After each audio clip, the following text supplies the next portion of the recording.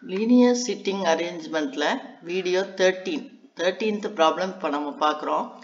6 students are sitting in a row in an examination hall. அப்ப என்ன face பண்ணிருப்பாங்க?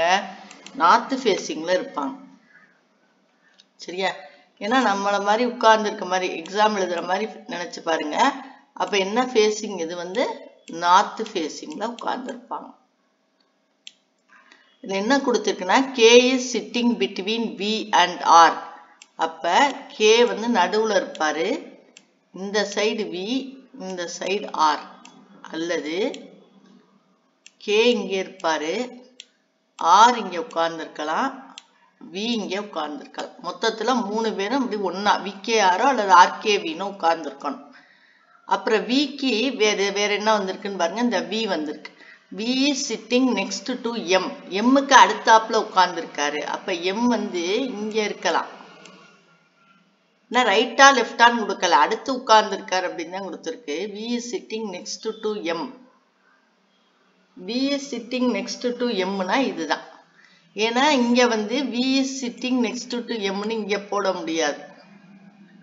V க்கு அடுத்து அவர் உட்காரல. M is sitting next to B.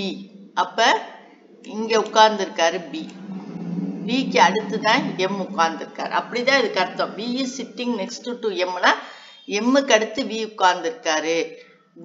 M is sitting next to B னா B க்கு அடுத்து M உட்கார்ந்திருக்காரு அப்படின்னு அர்த்தம்.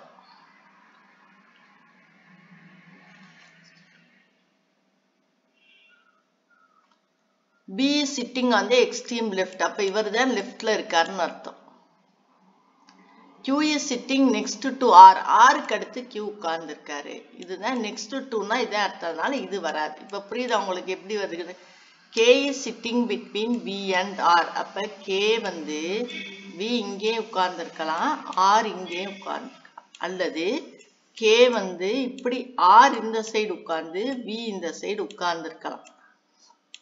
இது ரெண்டு ஆப்ஷன் இருக்கு. இப்ப அடுத்த சென்டென்ஸ் பாருங்க. V is sitting next to M. M க்கு அடுத்து V உட்கார்ந்திருக்காருன்னு வருதே தவிர அப்ப M இங்க உட்கார்ந்திருப்பாரு. அப்பதான் M க்கு அடுத்து V உட்காரலாம். V க்கு அடுத்து M உட்கார்ந்திருக்காருன்னு வரல. சரியா? அதனால இது கிடையாது.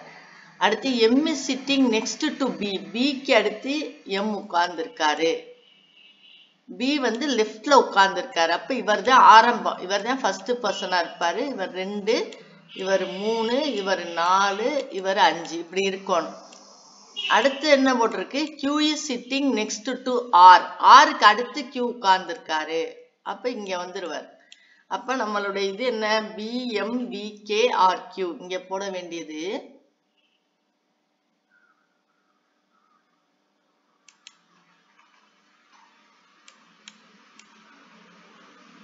B M V K R Q. இப்ப புரியுதா? சரி, எனக்கு ஒருவேளை நான் சந்தேகமா இருக்கு. நான் இந்த பக்கம் போட்டாலும் நான் போட்டுக்கிறேன். இப்ப RKV இருக்காங்க. இப்படி இருந்துச்சு. V is sitting next to M. அதனால நான் வந்து M இந்த சைடு போட்டுக்கிறேன். V M பக்கத்துல இருக்கணும். அவ்வளவுதான். அதுதான் இதுக்கு அர்த்தம் அப்படின்னு நீங்க நினைச்சீங்கன்னா இப்படி போடலாம். M is sitting next to B அப்படின்னா இப்படி போடலாம். B is sitting on the extreme left அப்படின்னா இது லெஃப்ட்டுக்கு கொண்டாட முடியுமா? இது வந்து ரைட்டுக்கு வந்துருச்சு. இது லெஃப்ட்ல இருந்து ஆரம்பிச்சு இது ரைட்டுக்கு வந்துருச்சு. அதனால இதை கொண்டாட முடியாது. அதனால இது வரவே வராது. அதனால V is sitting next to M னா M க்கு அடுத்து V உட்கார்ந்திருக்காரு. M is sitting next to B னா B க்கு அப்புறம் M உட்கார்ந்திருக்காரு. Q is sitting next to R னா R க்கு அப்புறம் Q உட்கார்ந்திருக்காரு. அப்படி அர்த்தம். MV BM RQ அப்படி உட்கார்ந்திருக்காங்கன்னு அர்த்தம். M உட்கார்ந்து அதுக்கு அடுத்த இடத்துல V உட்கார்ந்திருக்காரு. B உட்கார்ந்து அதுக்கு அடுத்த இடத்துல M உட்கார்ந்திருக்காரு. R உட்கார்ந்து அதுக்கு அடுத்த இடத்துல Q உட்கார்ந்திருக்காரு. இப்படி போடணும். இப்ப என்ன கேட்டிருக்கு? Who are sitting adjacent to V அப்படின்னு கேட்டிருக்கு. V க்கு பக்கத்துல உட்கார்ந்து இருக்கிறது யாருன்னா M உம் K ன்னா M உம் K ன்னா V க்கு adjacent-ஆ உட்கார்ந்திருக்காங்க. அப்ப இதுக்கு answer M and K. M and K.